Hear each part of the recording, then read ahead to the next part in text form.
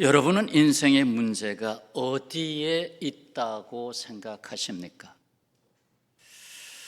그 문제의 대부분의 문제의 핵심은 다른 데 있지 않습니다. 이 세상의 인류 역사를 보면 아성을 쌓는데 온갖 힘을 쏟아부었습니다. 그래서 자기 가족과 부족을 지키기 위해서 이웃과 싸워야 했고, 자기 영토를 지키기 위해서 성벽을 높이 쌓았고, 영토를 넓히기 위해서 군사력을 키워야 했습니다. 심지어 사후에도 자기 제국을 이어가기 위하여 미라로 시신을 보존케 하였습니다. 더욱 그 근본으로 들어가 보면 결국 인생의 문제는 나에게 갇혀 있다는 데 있습니다. 내가 나에게 갇혀 있다. 이 세상을 살고 있는 인간의 가장 큰 실수는 다른 데 있지 않습니다. 바로 이 세상이 어디에서 왔는지, 또 인간의 존재는 어디서 출발하고 있는지, 이에 대한 질문을 던지고 있지 않다는 것입니다. 그 창조주 하나님을 거부하고 모든 것을 자기로부터 보고 판단하고 결정하고 자기 능력으로 살려고 하는 데 있습니다. 그 원인으로 다시 거슬러 올라가 보면 창세기 3장에서 답을 찾을 수 있잖아요. 뱀으로 등장하는 사탄 곧 마귀가 인간의 생각을 흔들었습니다. 창세기 3장 4절, 뱀이 여자에게 이르되 너희가 결코 죽지 아니하리라. 너희가 그것을 먹는 날에는 너희 눈이 밝아져 하나님과 같이 되어 선악을 알 줄 하나님이 아시느니라. 뭐죠? 이 의도가 뭐죠? 마귀가 뭘 의도한 거죠? 사람이 내가 죽는다는 것을 생각지 말고 살아라. 내가 죽으면 어떡하지? 그런 생각 갖지 말고 살아라. 내일 죽을지 모르는 인간이 영원히 존재할 것처럼 생각하며 이 세상에 자기의 영역을 그냥 확장시키려고 하는 인간의 모습을 사탄이 원한 겁니다. 사탄이 원한 것, 인간의 힘을 확장시켜라. 너는 죽지 않는다. 뭐 하나님 영원하시다고? 아니, 네가 영원해. 사람의 눈이 하나님의 눈과 같이 밝게 되어 이제는 내가 보는 것을 판단할 수 있지 않겠느냐. 이제는 내가 판단해라. 뭐 하나님 주여 뜻이 무엇입니까? 묻지도 말고 내가 판단해라. 이게 사탄이 결국 하나님과 인간을 갈라놓기 위한 전략이었거든요. 갈라놓기 위한 전략. 결국 남편에게도 주어서 함께 먹었고 눈이 밝아졌습니다. 자신들이 벗고 있는 걸 알아서 뭐야 이거? 뭐지? 그래서 벗고 있는 것을 알고 부끄러워하면서 옷을 만들어 입기 시작했습니다. 그래서 무화과 나무 잎을 엮고 치마로 삼았더라. 아니, 나무 이파리로 치마를 해봤자 금방 햇빛에 말라 바스락바스락. 인간이 만들어 놓는 것이 영원할 수가 없잖아요. 결국 하나님의 소리와 하나님의 낯을 피하여 하나님으로부터 숨어버리는 인간이 되고 말았습니다. 창세기 3장 8절, 여호와 하나님의 소리를 듣고 아담과 그의 아내가 여호와 하나님의 낯을 피하여 동산나무 사이에 숨은지라. 이제 하나님으로부터 숨는 인간이 됐어요. 이로부터 인간은 자기가 죽지 않으려고, 자기를 보존하려고 남을 죽이는 사람이 되고 말았습니다. 안타까운 일이죠. 그래서 우리 집단, 우리 당, 우리 나라가 이기려고 다른 집단, 다른 당, 다른 나라를 죽여야 하는 고통을 인류 역사가 갖게 됐습니다. 더욱이 하나님을 피하여 인간이 신이 되려고 하는 세계를 만들게 되자 인간은 하나님의 은혜의 옷을 벗고 인위적인 옷, 가면적인 옷을 입어야 하는 삶이 되고 말았습니다. 누군가 당신을 향하여 묻습니다. 당신은 누구시죠? 저는 지금 군인입니다. 저는 경찰입니다. 저는 공무원입니다. 저는 학생입니다. 나는 목사입니다. 이렇게 대답하지요? 아니, 그거 말고요. 군인의 옷을 벗으면, 목사의 옷을 벗으면, 직장인의 옷을 벗으면 나는 누구인가? 나는 누구인가? 그걸 묻고 있는 것입니다. 하나님을 떠난 인간은 정답을 찾을 수 없습니다.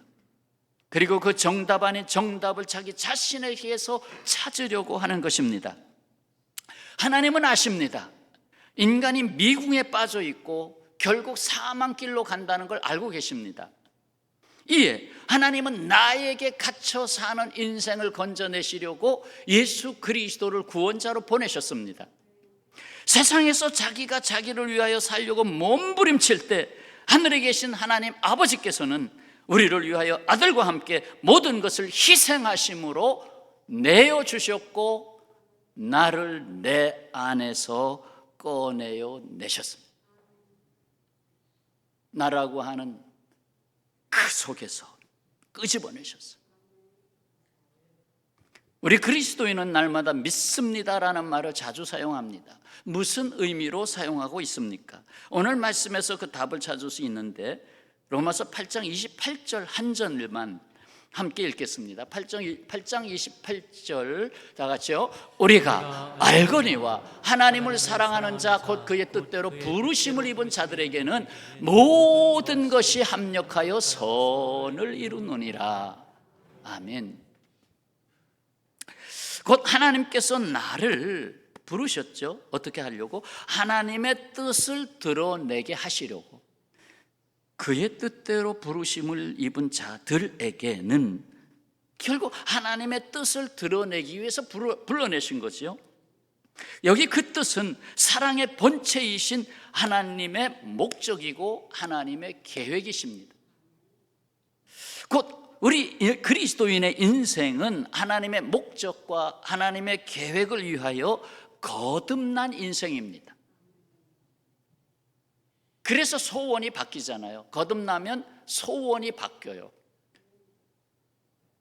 다시 하면서 목적이 바뀌니까 이전에는 저는 과학자가 되는 게 소원이었어요. 어려서부터 과학자 선생님이 물으면 소원이 뭐냐면 과학자. 그래서 결국 뭐 이공계로 갔고 결국 전자공학을 했고 그러다가 하나님이 부르셨잖아요. 부르니까 소원이 바뀌었잖아요. 바뀌었어요. 그래서 이것저것 고치는 것, 그보다 더 중요한 건 인생을 고쳐줘라. 그러니까 할 수 없이 목사가 됐잖아. 인생을 방향이 바뀌었잖아. 선하신 하나님의 계획을 믿는 자는 하나님을 사랑하는 자와 동격입니다.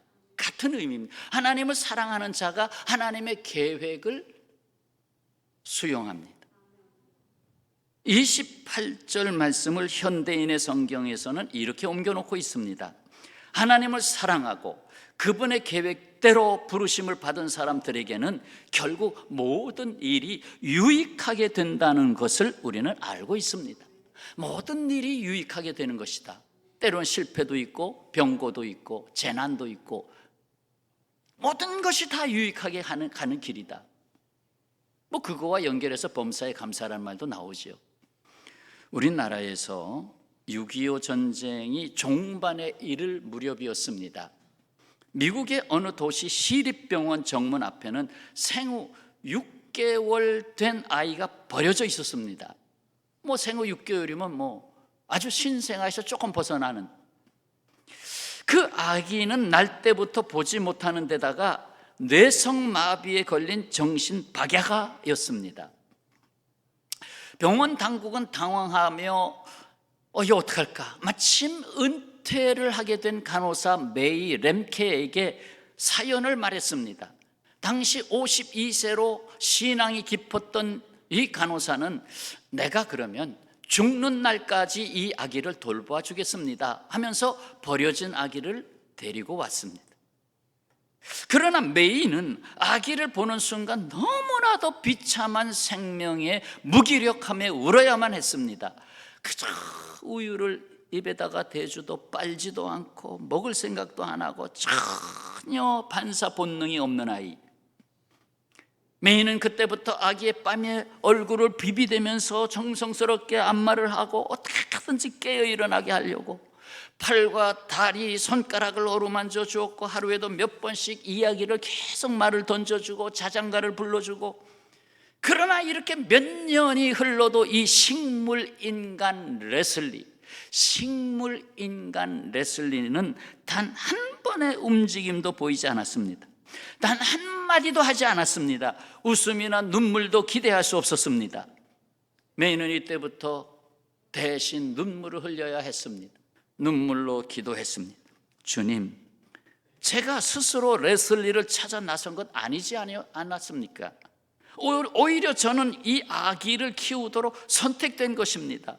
아이고 메이, 이거 어떡하면 좋아? 하고 내게 던져온 물음에 대한 답이었습니다. 그러니 여기엔 이유가 있을 것이 아닙니까? 주여, 그 이유를 언제 가르쳐 주시겠습니까? 왜 내게 식물인간 레슬리를 내게 맡기셨습니까? 사실 항변에 가까운 기도였죠. 걸음마도 시켜보고 특수요법으로 치료도 해봤지만 어떤 변화도 살아있다는 신호가 나오질 않아요. 그냥 숨만 쉬고 있는 거죠. 레슬리가 처음으로 걷게 된 것은 많은 횟수가 지나서 15살 되던 해입니다. 그동안 메이의 남편과 친척, 친구들은 포기해. 그거 식물인간 아니야. 포기해. 그러나 포기하지 않았습니다. 끝까지 기도했습니다. 사랑의 하나님, 성경의 기적을 믿습니다. 이 아이에게도 기적을 허락하소서. 정신적 감옥을 깨뜨리시고 새로운 생명으로 태어나는 기적을 주옵소서. 사실 마지막 호소의 기도였습니다.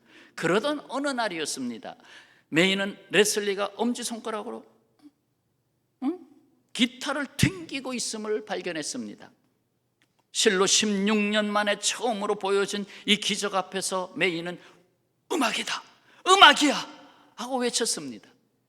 늘 노래를 들려줬으니까. 이 일이 있고 난 뒤 메이는 그 남편과 함께 레슬리 방에 피아노를 넣어줬고 전축, 라디오, 텔레비전을 틀어놓아 항상 음악에 젖게 했습니다.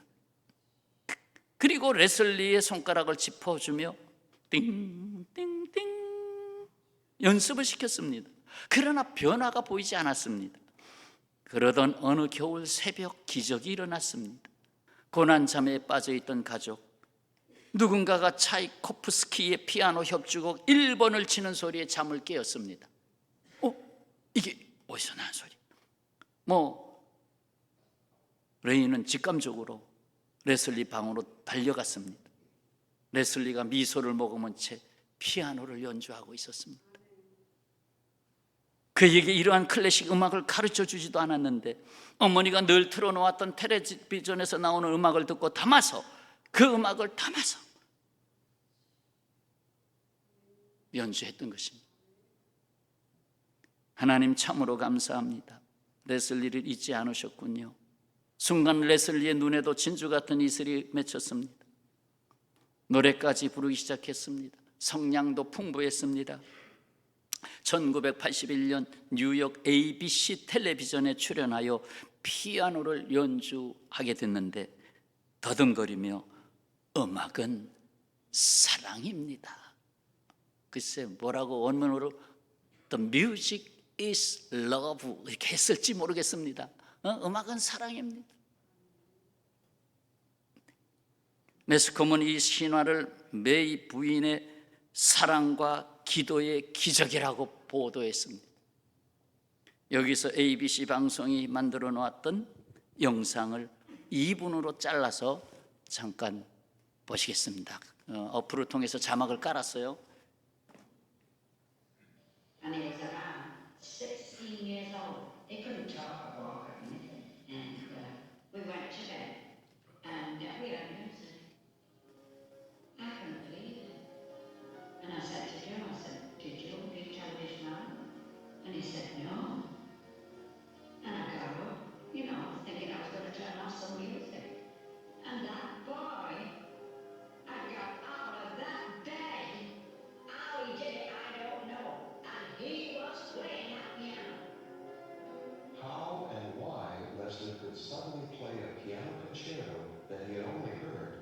is beyond explanation.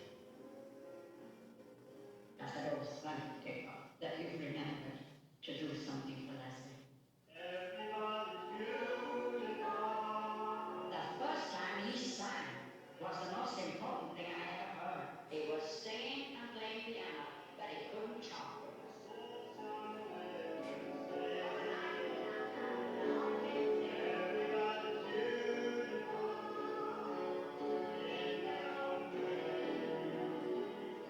Do you know that he did not cry until he was 18 years old? He was sat in that chair, and I saw a tear running down his cheek for the very first time. And I said, "What is wrong with you?" And he went like this. He said, "I'm crying." And it was noises like, oh, like a child that was in the worst misery that had ever been with anybody, crying and crying.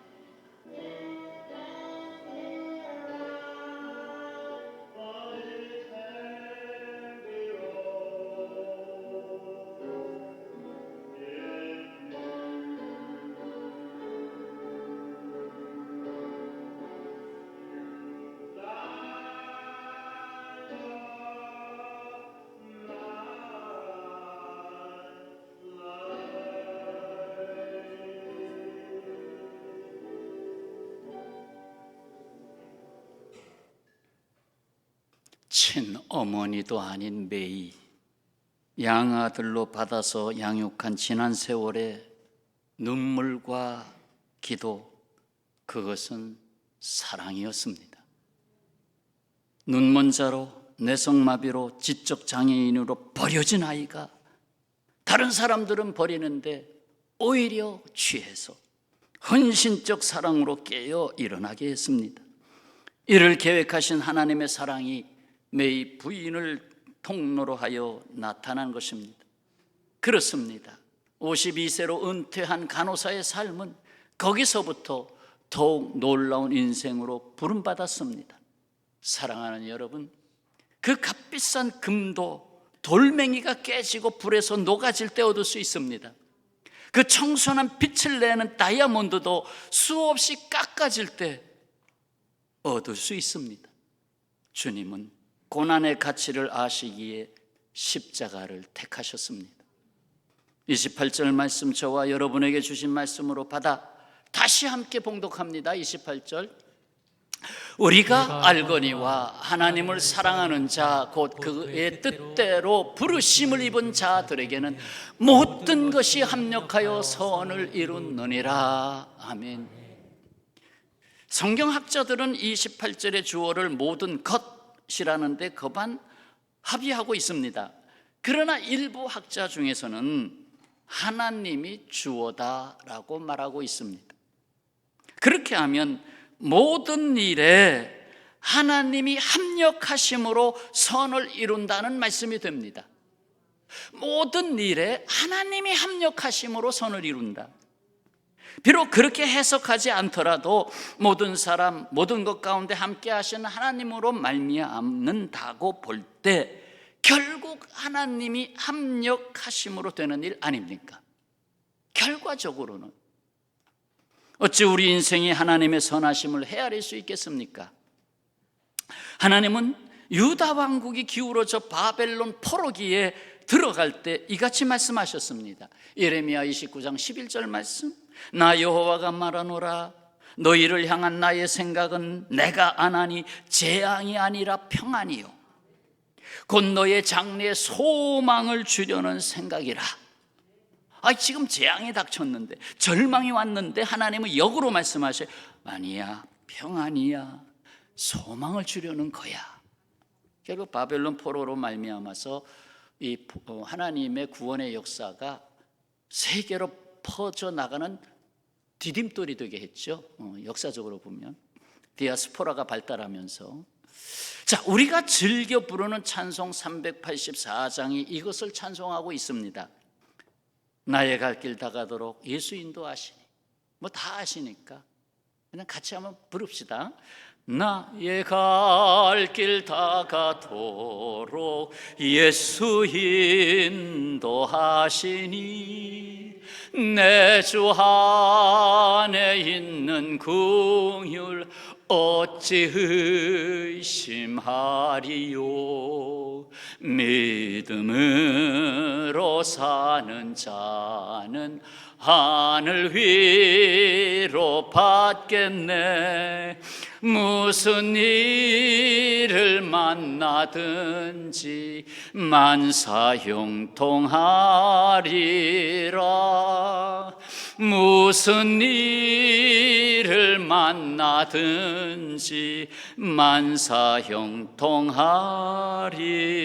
만사형통하리라. 아멘. 이 오늘 말씀에서 하나님은 우리에게 이 같은 믿음을 가지라고 하십니다. 바로 28절에서 주시는 이 믿음을 가지라. 하나는 우리에게 선을 이루시는 삶을 하나님이 주시는 믿음, 나에게 선을 이루는 삶을 하나님이 주셨다는 믿음. 그 선은 하나님의 뜻이죠. 하나님의 목적을 이루는 최고의 선이죠. 두 번째, 이 선을 이루기 위해서 하나님은 우리를 부르셨다는 믿음, 나를 부르셨다는 믿음. 하나님은 먼저 우리를 부르셨습니다. 하나님께서 우리를 위해 뜻을 세우셨다는 것을 알아야 합니다. 생의 의미와 목적을 내어주신 분입니다. 세 번째는 이 선을 이루기 위해서 하나님을 사랑하면 된다 하는 믿음입니다. 하나님을 제일로 사랑하면 된다. 먼저는 하나님 사랑하고 그 다음이 형제와 이웃입니다. 사랑은 가치가 없는 것을 가치가 있는 것으로 변화시킵니다. 식물 인간을 하나님의 영광으로 돌릴 수 있는 것으로 변화시킵니다. 네 번째, 결론적으로 어떤 형편이라 할지라도 모든 것을 하나님께 맡기고 살면 주께서 합력하심으로 주께서 이루신다는 믿음입니다. 요셉의 생애를 보세요. 바울의 생애를 보세요. 선, 곧 좋은 것을 이루는 역사의 주체가 인간이 아니라 하나님이심을 분명히 알아야 됩니다. 인간은, 나는 하나님의 선을 전달하는 집배원입니다. 집배원. 우리는 지난 세월을 돌아보며 이렇게 말합니다. 내가 이렇게 살았다. 내가 이렇게 살았다. 내가에 따옴표했어요. 내가 이렇게 살았다. 이것이 아닙니다. 주께서 이렇게 하셨다. 이것입니다. 주께서의 따옴표가 있어요. 주어가 바뀌었어요. 주께서 이렇게 하셨다. 우리는 어제와 오늘 내일을 이 믿음으로 삽니다. 주께서 하십니다. 다 같이요. 주께서 하십니다. 한 번 더 힘있게 고백합시다. 주께서 하십니다. 기도하겠습니다.